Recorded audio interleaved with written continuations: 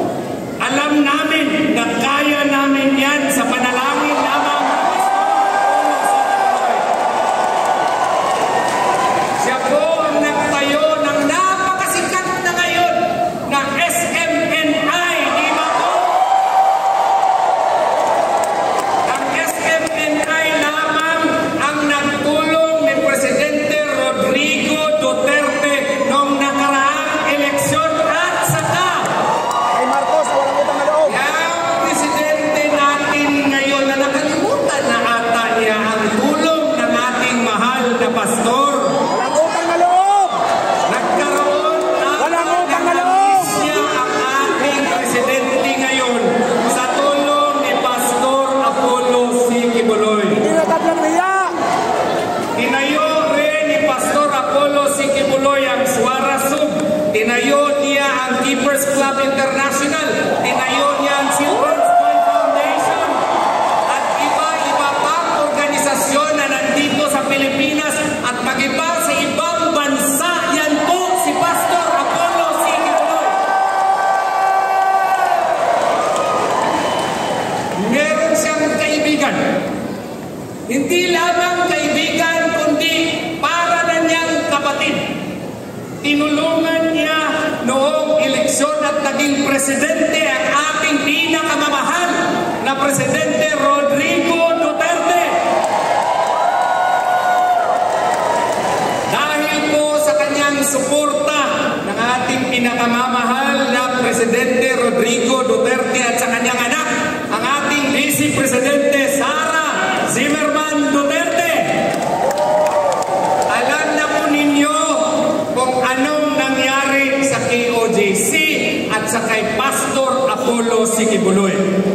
Ginawa siyang poster boy ng political harassment of the present administration. Binuhay ang patay na kaso at ngayon siya po ay nakakulong at nagkasakit pa, pero sa awa ni Allah subhanahu wa ta'ala, ngayon po ay recovering na si Pastor.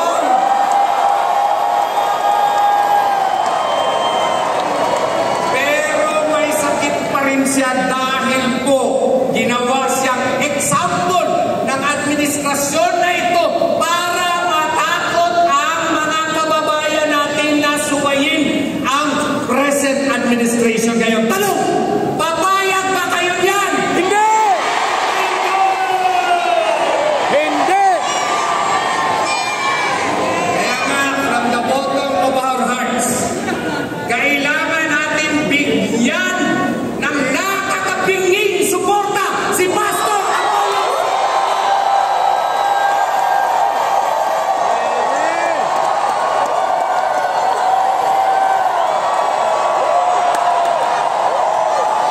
Ayan na! Nakakabigay suporta!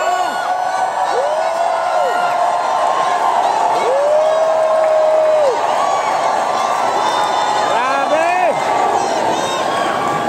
At ang pagsuporta sa kanya has become more compelling in the light of the developments, political developments in our country today. Why? Because of the ongoing impeachment complaint that has been filed against our beloved Vice President Sara Duterte.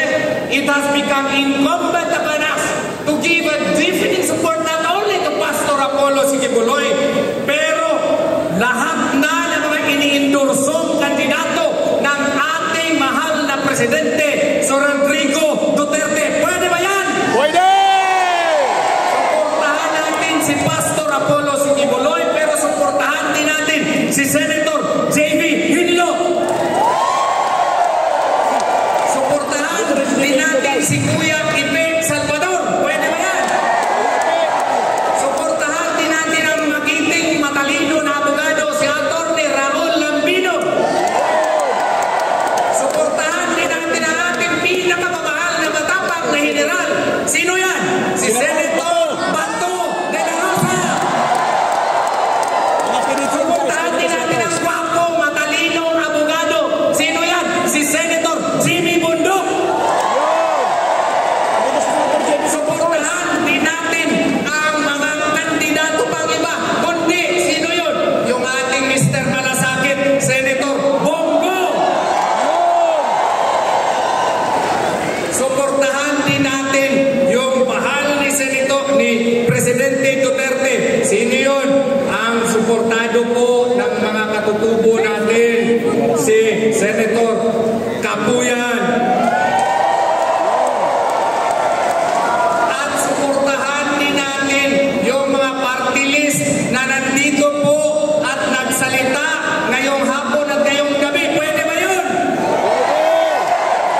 Bakit po kailangan natin silang suportahan?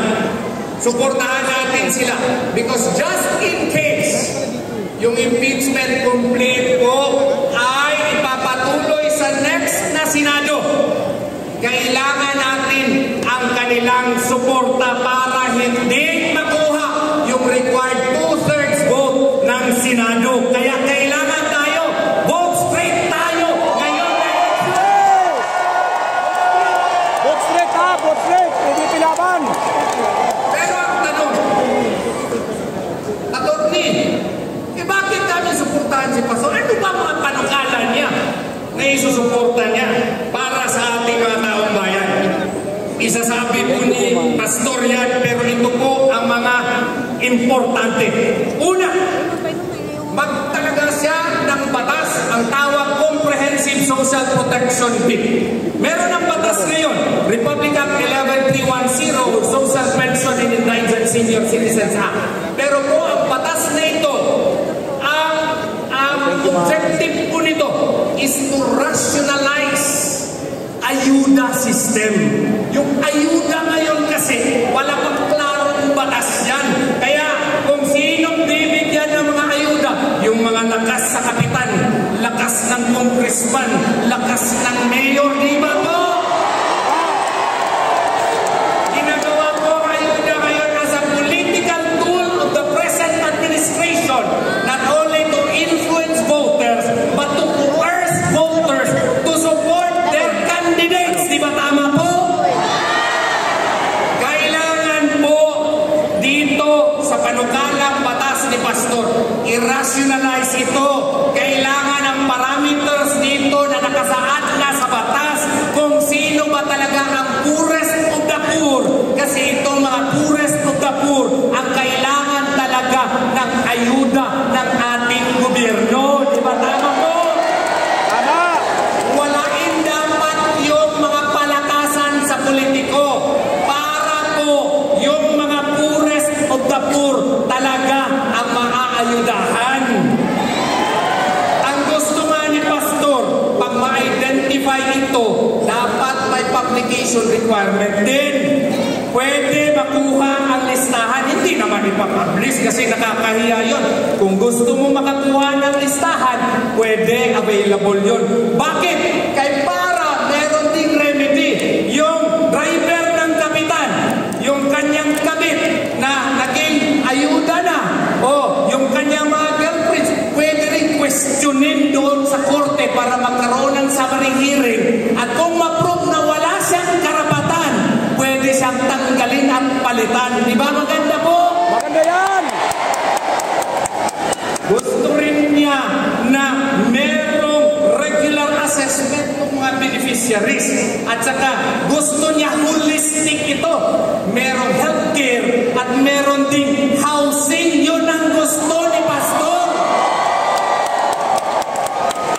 Gusto rin niya magkaroon ng trabaho ang ating mga walang mga trabaho. Yun ang gusto ni Pastor. Katulad po sa Kingdom of Jesus Christ, lahat po, halos lahat ay may trabaho kung full-time ministry worker ka. Diba tama po? Tama.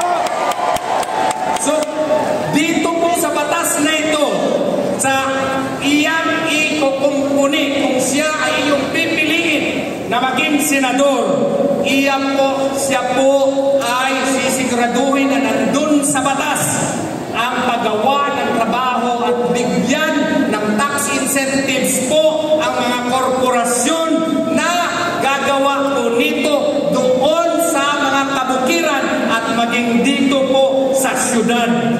Ang mangyayari nito, marami pong magkakatrabaho. Yes. Gusto rin niya ni Pastor na mayroong microfinance support bill para yung gustong magnegosyo, meron po silang kapital para ito inegosyo. At kung may negosyo yung tao, pwede na silang makapagbibigay ng trabaho.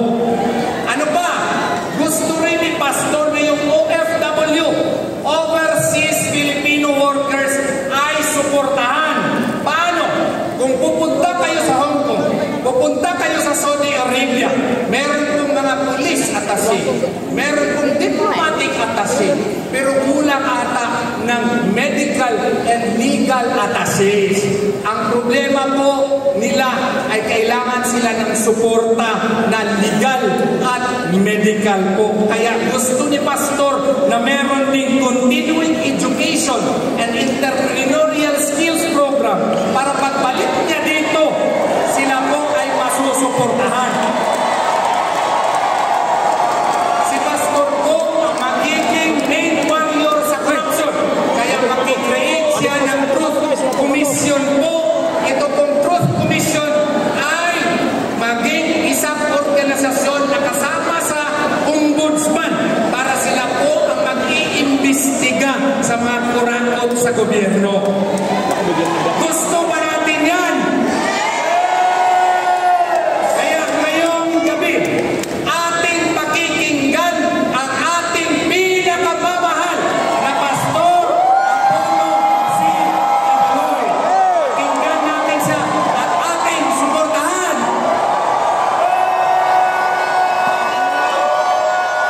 Wala na rito. Grabe.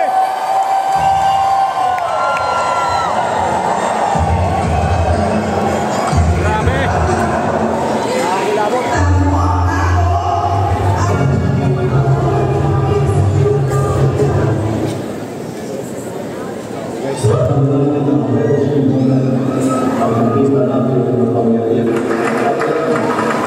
Purihin ang dakilang sa buong Pilipinas at sa libutan. Ako po ay narito ngayon para sa ating proclamation rally ngayong araw na ito, February 11. At ako'y nagpapasalamat na kayo ay nandito upang suportahan ang ating bagong misyon sa buhay na pinagkaloob ng ating dakilang Ama sa atin. So dito po sa NCR, nasa Inalis Gym tayo, Pasig City, sa Luzon, sa Sindalan Gym, San Fernando, Pampanga, Barangay Columbus Gym, naman sa Kasiguran, Sorsogon, at sa Visayas, sa GNJ Basketball Court, Beluan, Cebu, Barangay Macabo Gym, Ormoc City, 3K Sports, Sincam, Bacolod City, at San Miguel Gym, Iloilo City. Sa Mindanao naman po, sa Barangay Lower Ticayas, Dipolo City, Barangay Santo Niño Gym, Coronel City, Barangay Lapasan Gym, Cagayan de Oro City, at Capitol Gym sa Butuan City.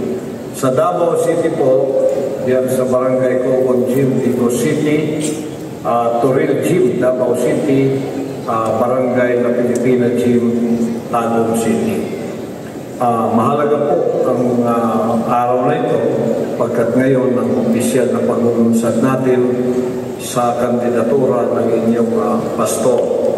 Marahil maraming nagtatanong sa inyo bakit naman po tayo sa itong panibagong misyon ng hinirang na anak. Alam ninyo, ang aking pong calling at ang lahat ng aking mga layunin at lahat ng mga kaganapan sa aking buhay, itong lahat ay may basbas at may kalooban ng dakilang Ama.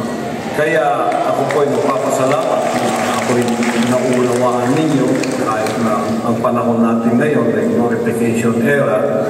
Ito ay kabahagi na ng glorification era na mayroong mga panibagong misyon na binibigay ang dakilang Ama sa akin na kung minsan ay hindi pa natin nauunawaan sa pasimula.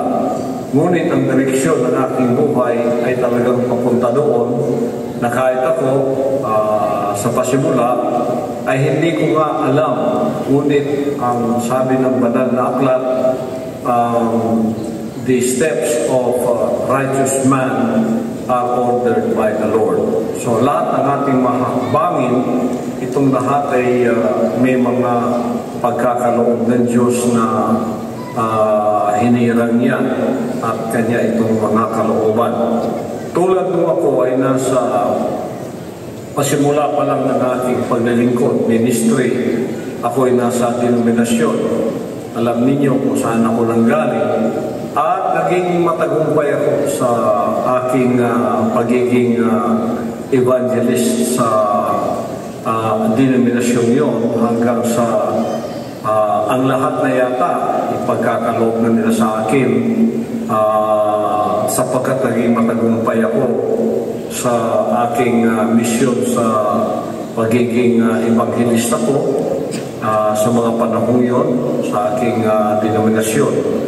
Hanggang mantong sa panahon na parang lahat ibibigay na nila sa aking kamay ang tugatog ng tagumpay.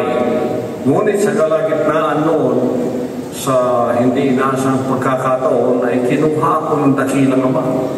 Nagkaroon ng problema at to make the story short, umantong nga ako sa kitbog na hindi ko inaasahan na kung ako lang ang masusunod labag sa aking kalooban yun. Pero may kapangyarihang humahatak sa akin papunta doon at pinili ko ang kanyang kalooban. Nalaman kong siya talaga ang may akda nito at siya ang may kalooban nito na sa loob ng isang taon ay pinaunawan ng dakilang Ama sa akin. At sinunod ko ang kanyang dakilang kalooban sa 2 bundok sa 6 na taon. Ako po ay nagdusa. Ako ay dumaan sa mga kapagsubukang mabibigat mula sa buhay na may pribilehyo sa aking denominasyon ay humantong ako sa buhay na parang kinawawa, parang pinarusahan o kaya inusig at ipinakwil. Ngunit hindi ko alam na yung palang kapagsubukan na yun ay merong ibig sabihin sa aking buhay. Bakit ako in-isolate ng dakilang Ama? Sapagkat nung ako ay pumasa sa mga kapagsubukang yun na anumang ang gawin ng kaaway ng aking espiritu na walang iba kundi si Satanas, ay hindi natinag ang aking pangako. Ako'y susunod sa kanyang dakilang kalooban. Ipinagkaloob sa akin ang bansang kaharian. Sariling bansa niya na wala na po akong among tao. Wala na akong leader na tao. Hindi ang naging leader ko ay ang dakilang Ama, ang ating Panginoong Jesucristo. At nang nakita ninyo sa loob ng mga ilang dekada, ipinamahala sa akin ng dakilang Ama ang buong bansang kaharian hanggang sa ito'y lumaganap sa buong sanlibutan, naging matagumpay, naging malawakan, at nasakop natin ang buong sanlibutan, at ang kanyang mga pangako ay naging may katuparan nang sinabi niyang gagawin kitang measurement o standard ng kaligtasan at kahatulan sa buong sanlibutan, na pinadala niya ako. At ang mensahe ko nga, nakita niyo, from A to Z of salvation, ay napasa inyo na mahirap talaga na ito'y may pahayag kung walang isang tao sumunod sa kanyang kalooban na hindi mababali ang kanyang pangakong susunod anuman ang kapagsubukan na ilalakad sa kanyang harapan. Ako po'y nagtagumpay sa bagay na yon. Nung tayo ay naging matagumpay na at nakita ko na exponentially pwede nang lumago ang bansang kaharian, isin na itong institusyon na kahit wala ako, kayo ay lalago sa inyong spiritual revolution, financial revolution at revolution of excellence na siyang kabahagihanan ng mga trabaho o ng mga gawain ng dakilang Amang ipinadala niya sa atin dito sa lupa, hanggang sa tayo ay naging mature. Hindi na mga bata sa pag-iisip, hindi na bata sa mga disposisyon at mga desisyon natin gagawin. Pwede na tayong pagkatiwalaan kahit wala na sa inyong kalagitnaan, personal ang hinirang na anak. Kaya nang nakita ng Ama yan, kala natin yun ang maging katapusan, glorification, hihintayin ko na lang ang glorification period na darating sa aking buhay. At habang wala pa yun, I will just enjoy the fruit of the labor of the ministry.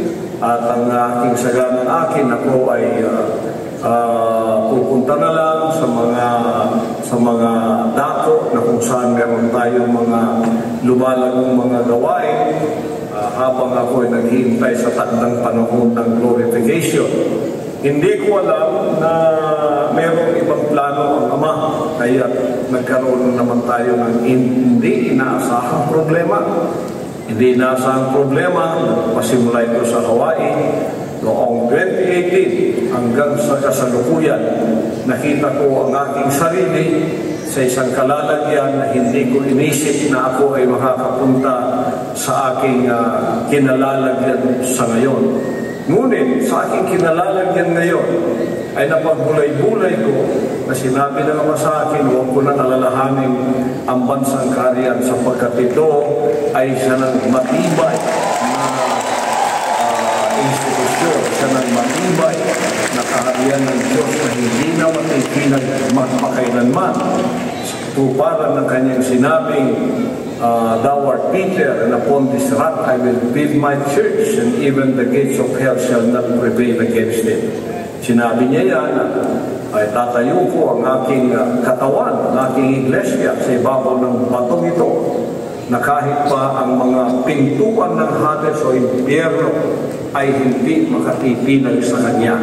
Kaya nasubukan tayo sa 16-day siege at sa iba pang mga kaganapan ng June 10, August 24, September 8. Ito ang perfect na pagpapahayag ng kasamaan, ngunit hinarap tayo ang perfect na pagpapahayag naman ng kabutihan sa pagsusunod sa kanyang dakilang kalooban.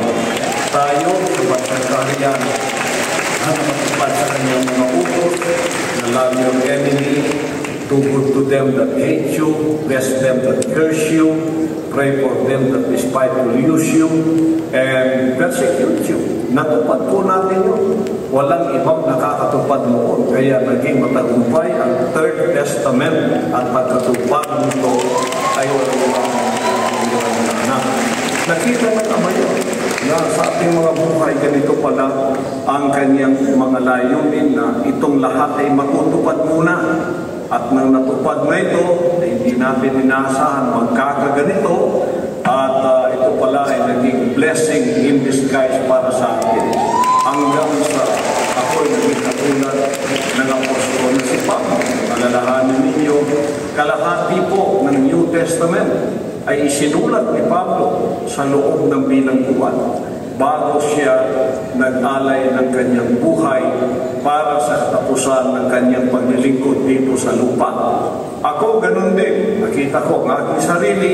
Nandito ako sa piitan at kung titingnan mo sa isang makataong pananaw, ito ay masama para sa atin. Ngunit, tingnan po ninyo sa espiritual na dako, ito ay blessings in disguise. Dahil ko, wala ko naman magagawa, hindi iniisip na naman sa akin na anak, pumasok ka sa larangan ng secular na pamamahala. In other words, sa politika, sapagkat yan ang kapangyarihan na umapi-api sa iyo. Alam niyo, matahimik tayo sa ating ministry. Wala tayong pakialam sa secular na sanlibutan, kundi ang ating pong ministry ang siyang ating inaatupag at siyang ating pinamamahalaan hanggang sa pintuan ng impyerno ay dumating sa ating katahimikan at tayo ay ginulo. At nang nangyari ito, ako ay pumunta sa aking kinalalagyan ngayon na hindi ko talaga inaasahan, ngunit naging kalooban ng Diyos. Kaya pala upang dalhin ko ang kapayapaan, ang kagandahan, ang kabutihan sa sipilang na sandigan na puro naman sa kabutihan. Kaya ako ay bibinigyan direksyon ng Diyos na by force of circumstance, ako ay pumasok sa larangang magulo ng politika na kalooban ng Diyos na kung tayo ay kanyang pagpapalain dito, dadalhin natin ang mga prinsipyo ng bansang kaharian. Pamamahala ng bansang magulo ay magkaroon ng katahimikan, magkaroon ng kabanalan, magkaroon ng direksyon at magkaroon ng pagpapalain bahala sapagkat ang hinirang na anak ng Diyos ay nandiyan na. Binigyan tayo ng financial na kapangyarihan, binigyan tayo ng media kapangyarihan, binigyan tayo ng material na kapangyarihan, binigyan tayo ng spiritual na kapangyarihan. Ngunit political na kapangyarihan ay hindi pa napagkaloob sa hinirang na anak na siyang ginamit ng masama upang tayo ay api-apihin, upang tayo ay kunan ng justisya. At ngayon, ako ay pinamahalaan ng Diyos upang ang direksyon ko ay papunta sa magulong mundo ng secular na sanlibutan. Katuparan din ito ng sinabi niyang iiwan niya ang kanyang tupang 99 na nasa kasiguruhan, nasa kaayusan, nasa prosperity, nasa peace, stability, at siya hahanapin niya ang isang nawawala. Nakikita ko po ang bansang Pilipinas ay parang makakawan ng tupa na walang shepherd o walang pastor na aakay sa kanila sa landas ng katahimikan, sa landas ng kabutihan, at sa landas ng kaayusan. Kaya nakikita ko ang misyon ng Diyos na ako'y pinapunta rito upang dalhin ko kung anong ginawa ng Diyos sa bansang kaharian, dadalhin ko rin dito sa magulong secular na outside of the kingdom na walang secular na bansa natin Pilipinas, na ang politika nila ay puro kaguluhan, puro iskandalo, puro pera ang pinag-uusapan magmula sa pasimula hanggang sa katapusan, ngunit wala pong kaayusan, wala pong development, at walang nakikitang kabutihan para sa mga kanyang mamamayan. Kaya ako ay binigay ng Diyos bilang asin sa lupang ito, bilang liwanag sa lupang ito, upang naman sila ay makakita ng katahimikan, ng kaayusan, ng kasaganaan, upang makita nila. Sapagkat ang ministry po ni Satanas, tulad ng sinabi ng 10:10, the thief came forth to steal, to kill, and to destroy, but the Son of God came to give life, life more abundantly. Ang magnanakaw, ang palito, upang magnakaw, pumatay at kumuksa. Ngunit ang anak ng Diyos pumunta rito upang magbigay ng buhay, buhay na may kasaganaan. Yan po ating dala sa magulong mundo ito ng politika. Kaya pag tayo nakahawak po ng political power, gagamitin natin ito para sa kaayusan ng bansang Pilipinas na makikita nila ang hiniran na anak na walang korupsyon, na walang divisyon, na walang away, na walang kaguluhan, kundi bibigyan ko sila ng direksyon kung saan dapat pumunta ang bansang ito. At yan po ay nasa plano ko ng lahat. At ito ay gagawin ko ay sagaling ako'y pagkalooban ng Ama ng mga pangyarihan sa direksyon ibibigay niya sa akin na tayo ay maiulok-ulok bilang senador at isang araw ay baka mataas pa riyan para makita kay OJC ay naman din ang gagawin natin sa bansang secular ng Pilipinas. Magdadala tayo ng kalinisan, kagandahan at kalusugan, at magdadala tayo ng kasaganaan, ng progreso, ng development sa bansang ito, sapagkat hindi na natin kailangan ang popularity, hindi natin kailangan ang pera, hindi natin kailangan, wala na tayo yan. Gagamitin natin ang lahat ng perang pagpapalang ito na nagmumula sa kaban ng bayan sa kaling tayo pagpapalay ng utlo para sa kaayusan at sa prosperity ng bansang Pilipinas. Upang ang mga tao naman dito ay makakita na meron talagang isang leader na kahit na wala na ang tunay na leader natin, ang Pangulong Duterte, na siyang nagpakita ng tunay na leadership. Ngunit sa kasamang palad, 6 na taon lamang siya.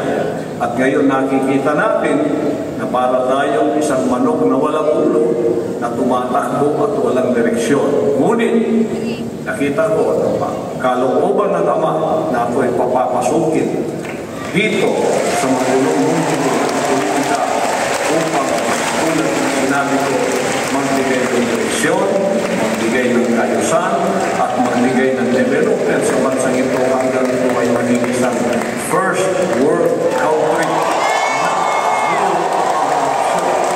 malinis, walang basura, maganda, maayos, ang mga estero, malinis, coastal, malinis, nagtatanim ng puno araw-araw at nagpapaganda sa ating bansang Pilipinas na tinatawag nating bansang mahal natin. Kaya ako po ay nandirito ngayon tulad ng ministry ng Hinirang Lana. Alam ninyo, ang triple ministry ng Hinirang Lana ay Mosaic, Solomonic, at Prophetic. Sa Mosaic, ito na nga, si Moses lumaki sa Egypto. Pagkatapos, dumating ang problema after 40 years ng kanyang buhay doon bilang isang prinsipe ng Egypto. At kinuha siya ng Diyos mula sa kanyang karangyaang buhay. Nagkaroon ng problema, nakita niya ang kanyang sarili at the backside of the wilderness. Nandun po siya sa ilang. Pero ninyo ang problema yun na mula sa karangyaan, nakita niya, nag-iisa na lamang siya ngayon. Kaya pala, nagkaroon ng problema dahil may plano ang Diyos sa kanya na siyang gagamitin tagapagligtas ng bayang Israel dahil sila ay nasa pagkakaalipin sa kamay ng Ehipto. So, si Moses, isang araw, nakarinig ng tinig at sinabi, Moses, nakita kasi niya ang isang nag-aalap na tanim na hindi naman nasusulong at kanya nilapitan ito. Narinig niya ang boses ng Diyos na sinasabing, alisin mo yung panyapak sapagkat ang lupang iyong tinatapakan ay isang banal na lupa. Nila ang leader na katulad ko. Lupa naman makatikim sila o makaranas ng pagpapalang atin ang dinanas sa ating bansang kaharian, ang KOJC. Kaya ako'y naririto ngayon para sa mission na ito na pinakita ng Diyos sa akin na gusto ko ano hindi sapagkat wala po akong plano maging politiko. Hindi po ako politiko. Kahit ako'y pumasok sa politika, hindi pa rin ako politiko. Ako ay isang leader.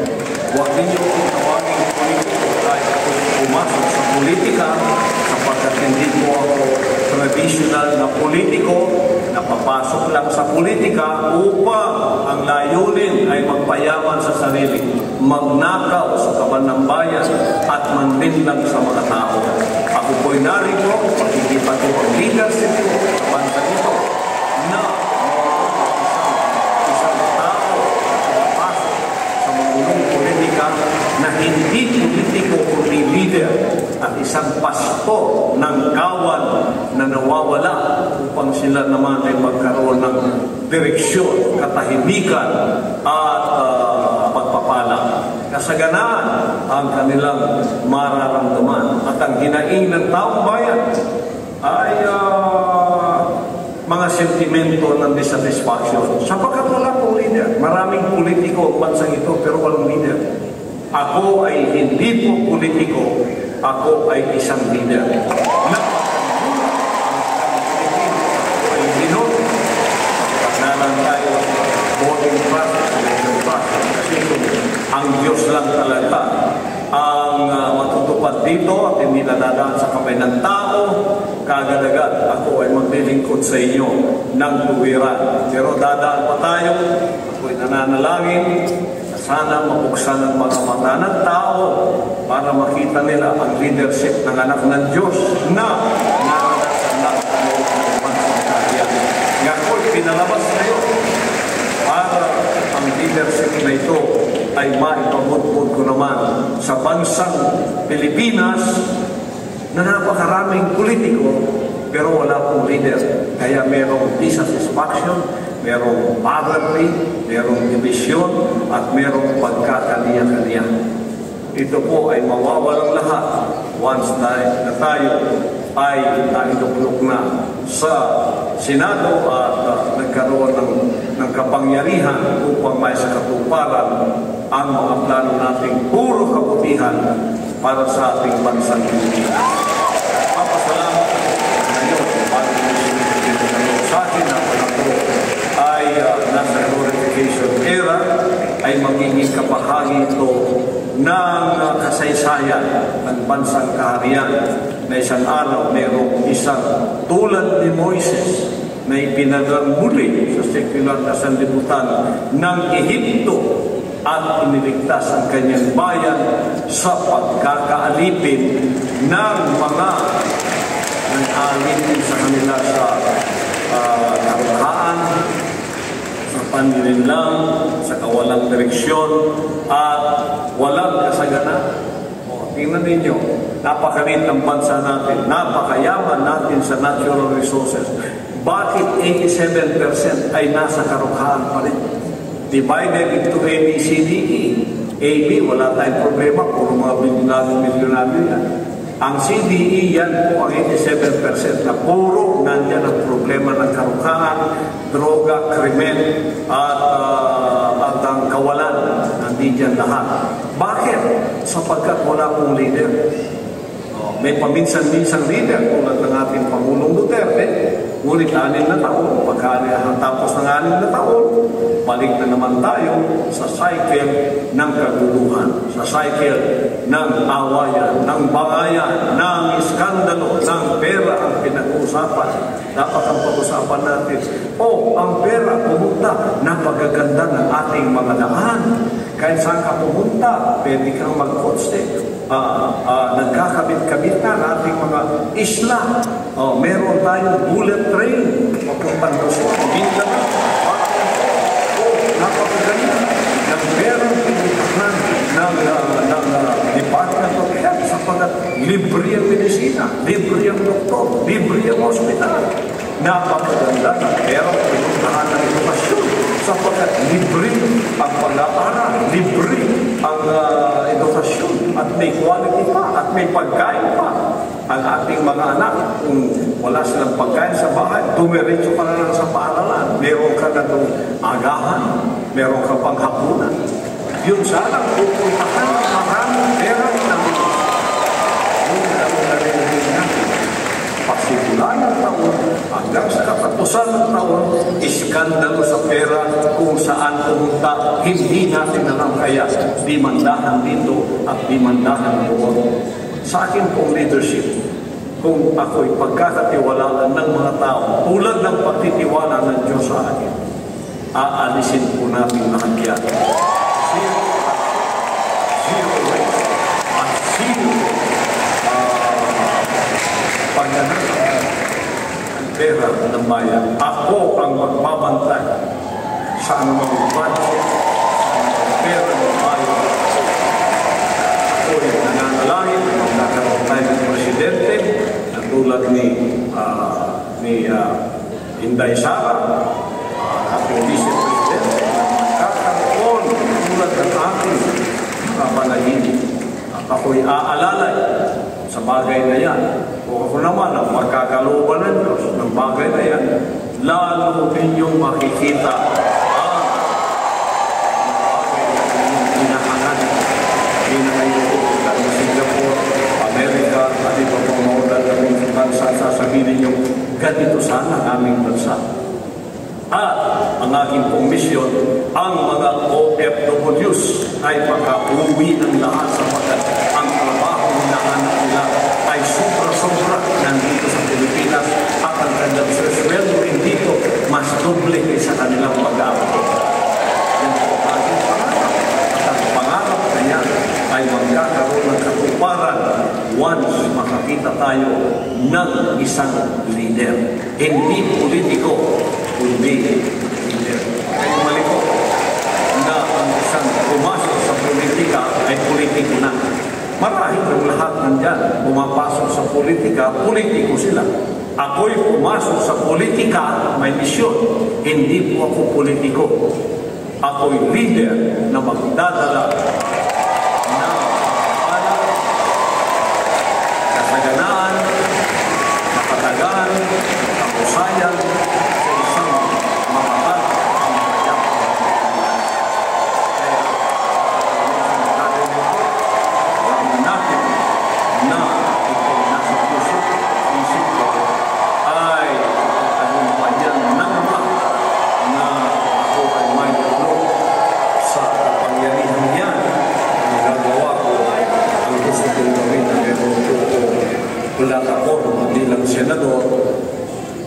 kaya Presidente.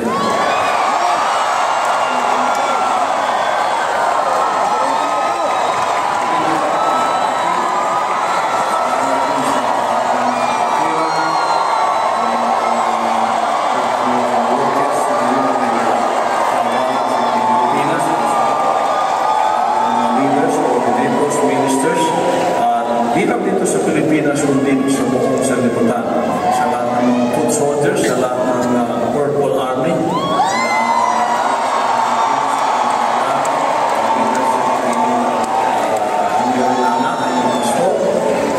ako'y magpapasalamat na doon po sa Amerika, sa New York, sa Times Square, nandun po ang ating advertisement. Buong Amerika ay malawakan din po ang kanilang house to house sa lahat ng mga Pilipino pwedeng bumoto bilang sa Amerika kundi sa iba't ibang panig ng buong daigdig na mayroong mga Pilipino pwedeng bumoto. Kaya kayo magpapalala sa mga na ganito, ganon. Huwag po, sapagat yan ay mind conditioning lamang. Kita ninyo sa mga survey na ginagawa natin, na tunay na survey na walang bayan. Panalo po tayo.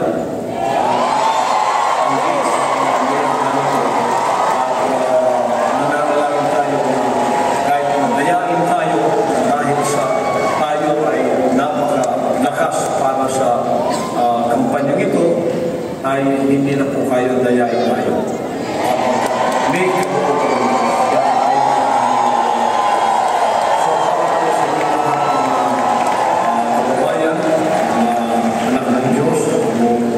Pilipinas at sa buong sanlibutan, hindi ko lang iniisip na ito ay isang secular political na misyon. Ito ay isang spiritual na misyon para sa akin. Dadalhin yan sa sanlibutan para ang nagawa ng Diyos ng leadership ko sa kayo, JC. Ganon din ang aking leadership na gagawin sa buong Pilipinas.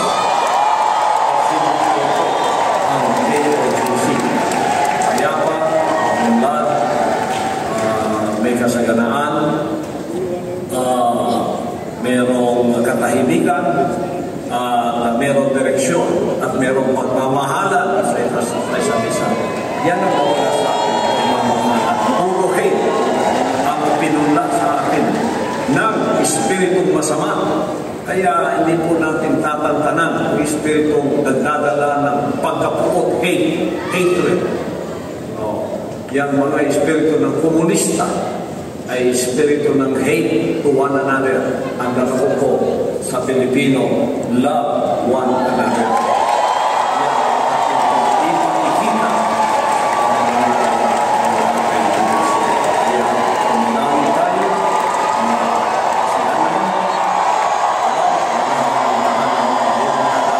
para sa pag-iisip sa bansang Pilipinas. Hinang na hinang ama para sa Diyos at Pilipinas nating mahal para hinang sa Kristo mapa sa ating buhay po tayo at pagyaon sa ating masinula na opisyal papasimulan ng campaign period. Kayo ay gagawin ng hinang ama ay hindi ako personal na makapunta sa mga lugar, ay kayo na ang magiging representante ko para makilala nila ang leadership ng hiniranana para sa pagkakulatin sa salita. Kaya ang nakita naman, ginamit kong lahat ng kapangyarihan, pangulatihan,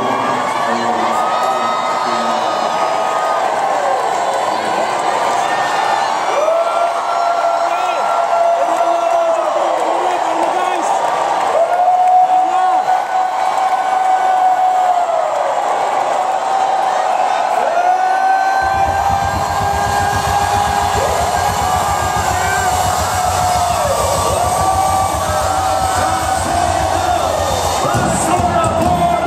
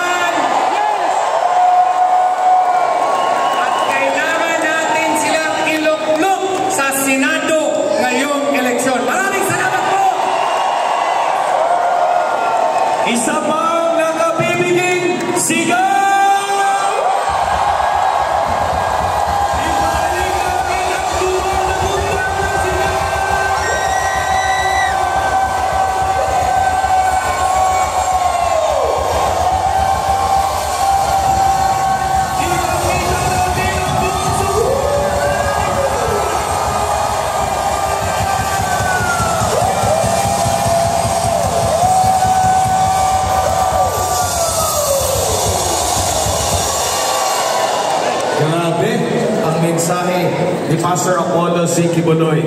Bagaman po